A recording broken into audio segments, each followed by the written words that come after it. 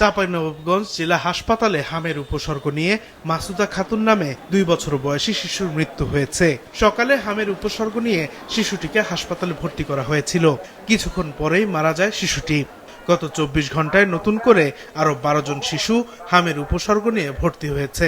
আমি আসছিলাম ঠান্ডা এবং কাশি বলে একটা অসুখ বলে নিয়ে এসেছিলাম, পরে রিপোর্ট করি কিন্তু আপনার পদ্মায় রিপোর্ট করার পরে ওখান থেকে আমাকে সদরে পাঠায় রাত্রে ভর্তি হওয়ার পরে ওরা বলে নিউমোনিয়া থেকে বলছে হাম।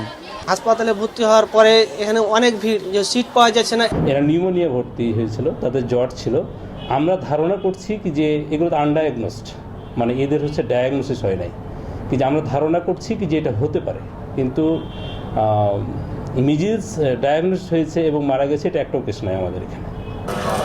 রাজশাহী মেডিকেল কলেজ হাসপাতালে গত 24 ঘন্টায় হামের উপসর্গ নিয়ে 12 জন নতুন রোগী ভর্তি হয়েছে।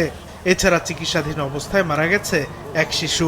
এখন যে রোগীগুলো চিকিৎসাধীন রয়েছে তার মধ্যে পেডিয়াট্রিক আইসিইউতে রয়েছে 12 জন, অ্যাডাল্ট রয়েছে 3 জন এবং বাদবাকি শিশু রোগী।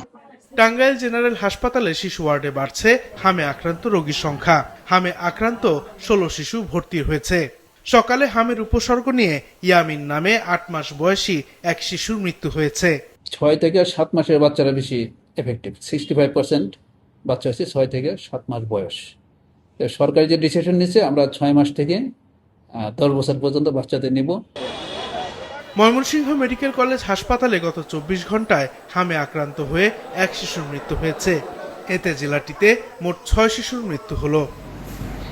এছাড়া হামের উপসর্গ নিয়ে নেত্রকোনায় 13, যশোরে 14, ব্রাহ্মণবাড়িয়ায় 17, ভোলায় 25, লক্ষ্মীপুরে 8, নোয়াখালীতে 9, চুয়াডাঙ্গা ও রাজবাড়ীতে 3 জন করে 6 জন নতুন রোগী হাসপাতালে চিকিৎসাধীন রয়েছে।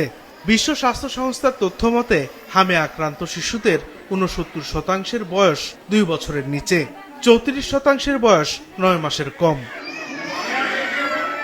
সাদেকুর রহমান সিদ্দিকী, মাছরাঙা, নিউজ ডেস্ক।